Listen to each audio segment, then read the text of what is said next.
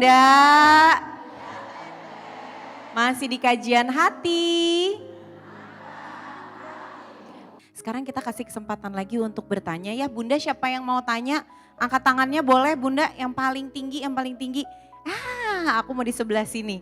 Sebelah kiri aku silakan. Assalamualaikum warahmatullahi wabarakatuh. Waalaikumsalam warahmatullahi wabarakatuh. Pak Ustadz, saya mau cerita sedikit. Jadi pernikahan saya itu kan awal mulanya tuh dijodohin Pak Ustadz. Nah awal mulanya kita tuh sama-sama gak suka dengan sifat kita masing-masing gitu. Karena saya tahu dari awal suami saya tuh cuek banget. Jadi saya nggak mau waktu itu dijodohin. Begitupun dengan suami saya juga nggak mau sama saya karena dia ngelihat saya tuh perempuan yang manja gitu. Jadi nggak cocok gitu. Tapi anehnya setelah kita dijodoh-jodohin itu kok kita malah ngerasa makin didekatkan sama Allah. Sampai akhirnya kita menyadari ternyata kita memang saling membutuhkan. Sampai kita ngerasa berarti Allah itu memberikan apa yang kita butuhkan bukan apa yang kita inginkan. Gitu, singkat cerita akhirnya kita menikah.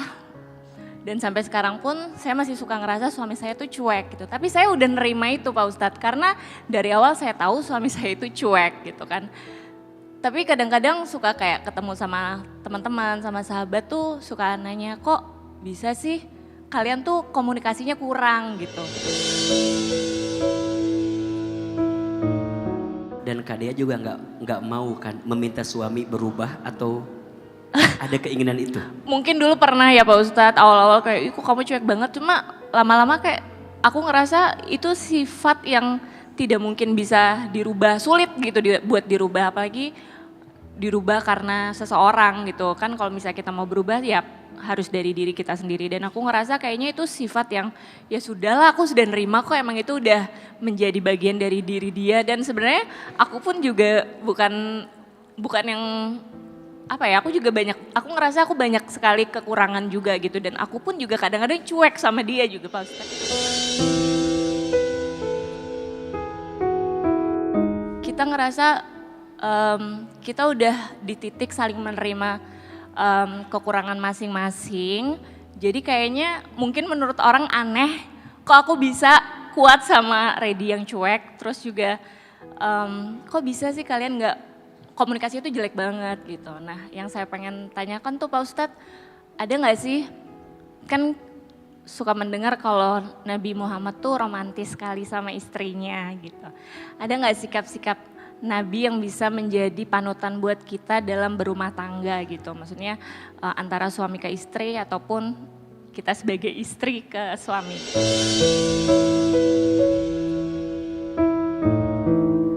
Kalau ada yang ingin Kak Dea sampaikan kepada suami, kira-kira apa?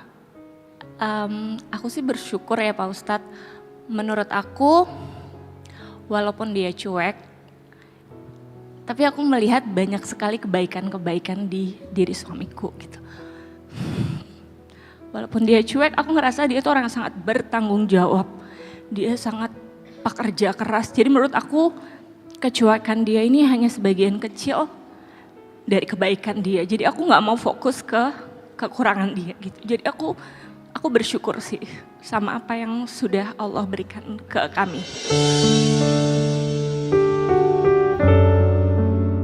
Bunda, Kak Dea terima kasih sudah hadir di kajian hati. Dan tadi ada satu kalimat yang AA tertarik untuk coba highlight. Beliau menyampaikan ternyata Allah itu memberi apa yang kita butuhkan, bukan apa yang kita inginkan. Setuju gak? Berarti kalau Allah menakdirkan kita bertemu dengan seseorang yang mungkin kita anggap orang itu enggak sesuai dengan maunya kita. Pertanyaannya, apakah Allah salah memilih orang itu? Tidak. Allah tidak mungkin salah memilihkan siapapun untuk kita. Kadang yang salah adalah cara kita memahami seperti apa takdir itu berjalan untuk kita.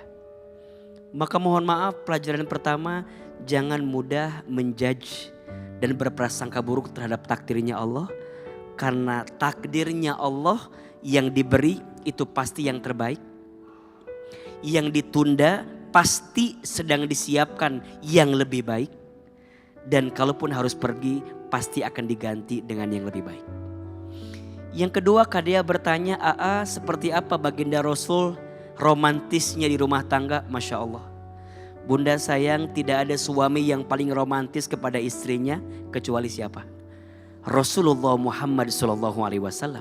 Kata Nabi, khairukum linisaikum wa ana khairukum li ahli. Kata Nabi, sebaik-baiknya di antara kamu adalah yang paling baik kepada keluargamu, yakni kepada istrimu. Dan aku, kata Nabi, adalah orang yang paling baik kepada istriku. Ada 5 kebaikan baginda Nabi sama istrinya yang ini menggambarkan keistimewaan romantisnya Nabi. 1, Nabi itu tidak pernah memanggil istrinya dengan panggilan yang buruk. Bahkan Nabi selalu memanggil istrinya dengan panggilan terbaik. Khadijah dipanggil oleh Nabi dengan panggilan ya Ummul Mukminin, ibunya orang beriman. Aisyah dipanggil oleh Nabi ya Humaira, yang berpipi kemerah-merahan. Saudah dipanggil oleh Nabi ya Syarifatud Dahab, wahai emas yang paling mulia. Para suami hati-hati ya, jangan suka memanggil istri dengan panggilan yang buruk. Kadang-kadang suka lihat kalau istrinya agak hitam dikit, panggilannya kadang-kadang ya Allah, bikin sakit hati. Tem. Istri bentuknya berubah dikit, jadi beda panggilannya. Dut. Jangan. Hati perempuan itu mudah sakit karena kata-kata, betul? Al-mar'atu kal mir'ah. Hati perempuan itu seperti cermin. Cermin itu kalau sudah pecah, engkau bisa merangkai kembali pecahan cerminnya, tapi pantulan cahayanya tidak akan sama seperti sedia kala. Itulah hati perempuan. Kalau sudah tersakiti, bisa memaafkan, sulit melupakan. Apalagi urusan kata-kata. Maka Nabi, suami yang paling romantis, memanggil istrinya dengan panggilan terbaik. 2, romantisnya Nabi itu ya Allah ya Rob, kalau makan dan minum selalu bersama dengan istrinya.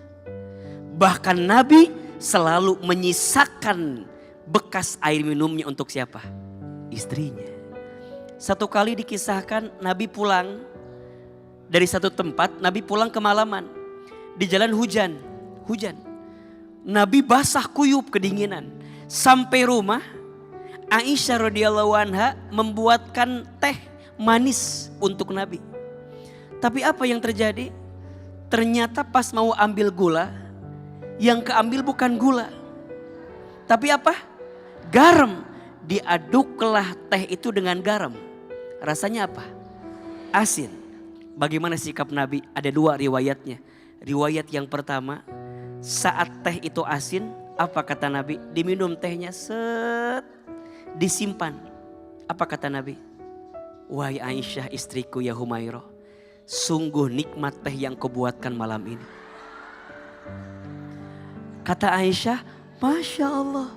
Hadha surbi ladida jidda ya Aisyah. Sungguh nikmat teh yang kau buatkan malam ini. Tapi sayang Aisyah. Apa Nabi?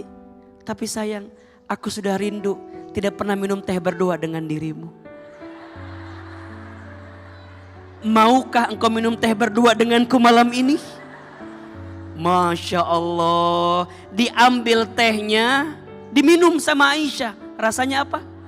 Asin. Pas tahu rasanya asin, disimpan oleh Aisyah. Aisyah sujud, nyium kaki Nabi. Apa kata Nabi? Aisyah, kumi Aisyah, bangun Aisyah. Dibangunkan, dicium keningnya Aisyah. Ketika dicium keningnya, Aisyah malah diam. Ya Rasul, kenapa engkau gak marah? Apa kata Nabi? Aisyah, ya Humairah, Kalau engkau tidak salah meletakkan gula dan garam, mana mungkin malam ini kita bisa minum teh berdua bersama. Hebat nggak? Riwayat yang kedua apa? Nabi minum semua tehnya. Habis, Aisyah cemberut.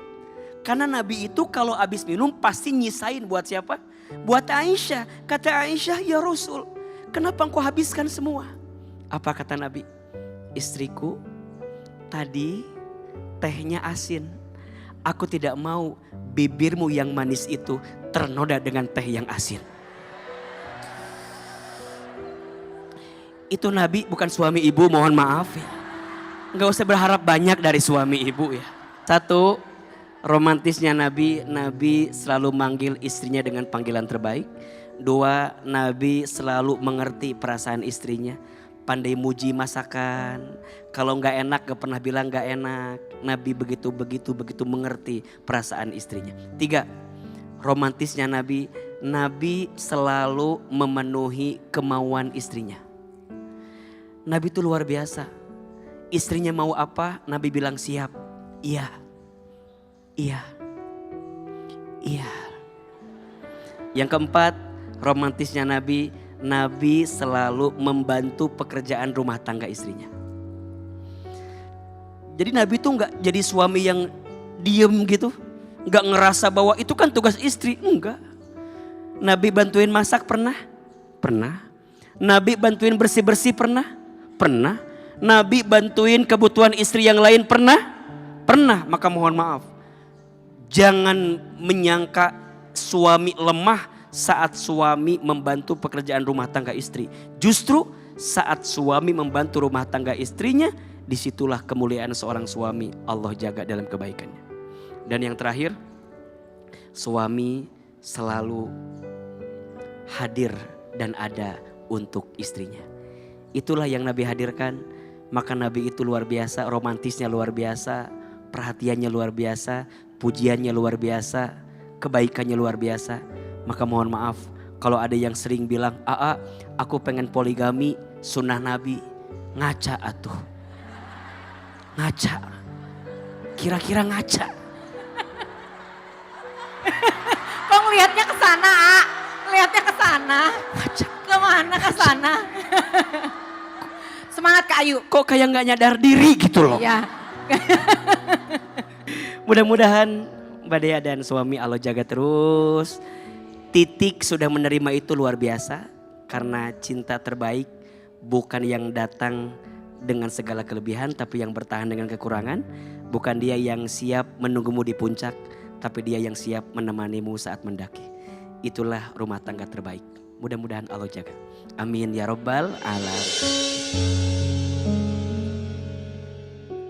Memang dia tuh dari sikap dan omongan mungkin dia kayak terlihatnya cuek, tapi tuh padahal aslinya dia tuh benar-benar mengejutkan. Orangnya tuh kayak randomnya tuh luar biasa banget, kayak tiba-tiba tuh suka masak, terus tiba-tiba suka ngajakin pergi, pokoknya suka random aja, tiba-tiba kita staycation kemana, pergi kemana. Jadi memang orangnya tuh tidak tertebak gitu. Jadi dan dia tuh fokusnya tuh benar-benar menurut dia kayak cuma bilang aku sayang kamu, I love you apa segala itu, menurut dia udah bukan hal yang penting. Karena menurut dia dia punya istri, punya anak yang harus dia nafkahi gitu, tanggung jawab dia. Jadi menurut dia kayak dia harus bekerja keras biar untuk memenuhi kebutuhan kami gitu. Jadi menurut aku itu juga udah luar biasa banget sih.